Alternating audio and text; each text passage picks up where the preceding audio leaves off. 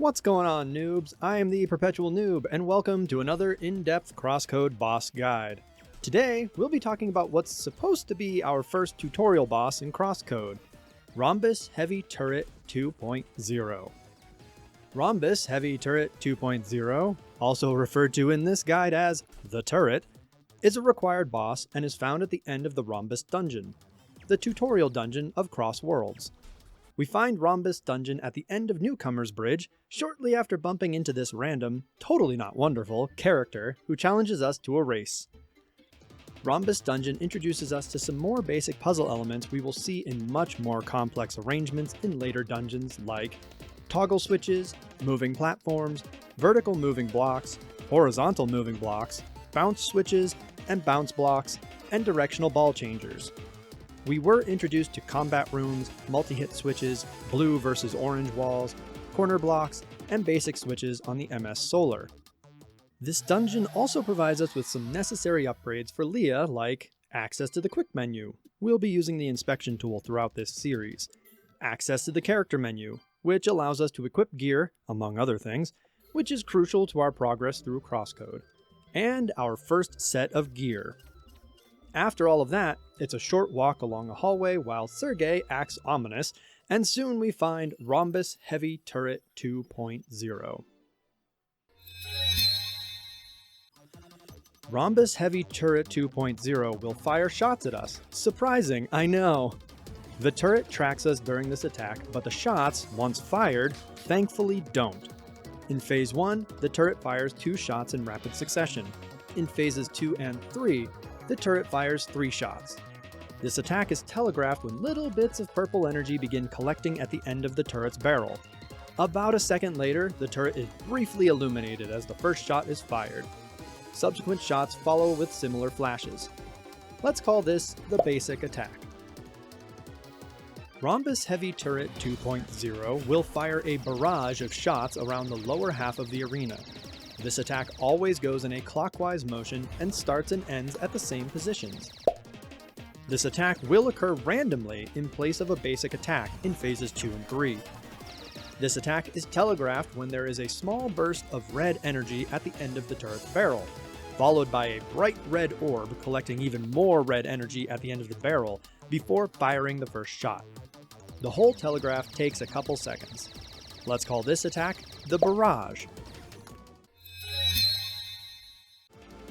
Here's a really cool thing about CrossCode. If we are finding ourselves struggling, there are accessibility options.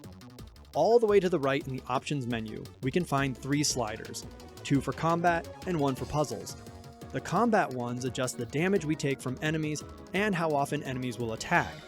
The sliders have discrete values, but they still provide a lot of flexibility to ensure we can have a challenge that fits us. I love that CrossCode has these options available. Adjusting these sliders does not stop us from acquiring trophies or achievements. For clarity, all timing and attack damage values discussed in this guide are with the sliders at 100%. Before we get into how the Rhombus Heavy Turret 2.0 fight plays out, let's talk about the arena. On each side, there are 2 toggle switches. Hitting either one will raise both of these columns in less than a second. If we've got a column between us and the turret, we'll be safe from all attacks. If the columns are still up when the turret finishes an attack, the turret will dedicate about 1 second to shooting the toggle switch on the right, always, to drop the columns before resuming its typical attack rhythm. This fight occurs over 3 phases. We'll know we've entered Phases 2 and 3 thanks to the phase breaks. The phase breaks in this fight work similarly to the ones against Huge Hostile Crab. The camera zooms in all dramatically, the turret stops acting for a few moments, and we receive some health orbs, healing us for about 25% of our maximum health. If we die during this fight, we respawn right in the room where the fight takes place, so we don't have to go through the dungeon or fight our way back. We can just get right back to it. And this is where the game auto-saves, so if we quit to take a break, when we come back, we'll be right here. In Phase 1, the turret stays attached to the floor and uses its basic attack every few seconds. We are expected to use melee and/or ranged attacks to damage the turret. I will say that staying farther away from the turret does make dodging their basic attack much safer, mainly because that gives us more time to react to the shots with running, dashing, or blocking. If we block these shots, we reduce their damage by at least 75%. If we press the block button just before we're hit, we can perfect block the attack, completely nullifying its damage. However, we cannot refresh our block fast enough to perfectly block multiple shots from a single attack. Phase 2 has the turret move out over the pit, and gain a temporary shield while doing this. It also introduces the barrage attack, and I highly recommend we don't attempt to mitigate that with running or dashing. Thanks to the frequency of shots and the area covered by this attack, we're not getting away unscathed with either of those methods. Blocking still reduces the damage significantly, but we will still get hit by multiple shots. To remain completely unharmed by the barrage, shoot a toggle switch to raise the columns. I would recommend doing this as soon as we see the telegraph for the barrage. Hide behind a column when absolutely necessary. Otherwise, continue firing at the turret. So in Phase 2, we are expected to only use ranged attacks to damage the turret. Phase 3 introduces one more element. The turret will gain a shield around their front, and these corner blocks will appear at the top of the arena. The basic and barrage attacks are still here with the same timing and frequency as in Phase 2.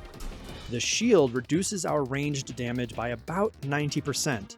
To get rid of the shield, we need to fire a charged shot vertically at either of these outside corner blocks. Our shot will bounce and strike the turret behind the shield, causing a shield break. CrossCode provides several indicators that a shield break has occurred. The words "shield break" will be displayed along with a thin bar underneath representing how much time remains of the shield break state. The turret will flash red, shake subtly, and take no actions, and the turret will take an extra 50% damage. Once the shield break is over, the turret will return to their typical state. The shield will return after several seconds. So again, in Phase 3, we are expected to use only ranged attacks to damage the turret. However, we can instead leap to the turret's platform in Phases 2 and 3 and continue attacking from there with melee or ranged attacks. This is my preferred strategy because we can deal consistent damage. The turret will rotate 360 degrees for their basic attack, but we can remain safely on the platform if we block those shots. This strategy is very strong when the turret performs the barrage attack because that only affects the bottom portion of the arena. We are completely safe standing on the top edge of the turret's platform, and we can attack them however we want while that's occurring. There are a couple things to consider with this unexpected strategy. We do have to worry about being knocked off or falling off the platform, not me dashing off the platform numerous times, and taking pit damage, which is about 10% of our maximum health. In Phase 3, causing a shield break is trickier. Getting a proper charge shot to bounce into the turret isn't as simple, but it is still doable. Or we stay to the turret's left, shoot a toggle switch, and wait for the turret to turn right to deactivate them. Or we wait for a barrage. Either way, this unexpected strategy still allows us to break the turret's shield. Whatever strategy we choose, this fight against Rhombus Heavy Turret 2.0 is all about the rhythm and pattern, so get into it and defeat that turret! Once we land the final strike against Rhombus Heavy Turret 2.0, we'll see the turret explode dramatically. Then we get 250 credits, a bit of victory fanfare, a lovely banner at the top of the screen saying, "Complete!" This diamond shows up on the floor, and we gain a level. But more importantly, we continue onward and down this corridor to get what'll be one of the most important aspects to defeating these bosses along our adventure, the circuit system. This system is what allows us to acquire inherent stat upgrades and new abilities. And after that, we get something almost as important. A new word for Leah! Then continuing through the dungeon's exit, we meet up with our new best friend, Emily. And get accosted by this guy with green hair, but I'm sure that's the last we'll hear of him. And then we're able to head off to CrossWorlds proper and truly begin our adventure. That's it for our boss discussion about Rhombus Heavy Turret 2.0. Thank you for joining me today, noobs. Please let me know what you think of the boss fight and this guide in the comments below. I am the Perpetual Noob, and I'll see you all next time.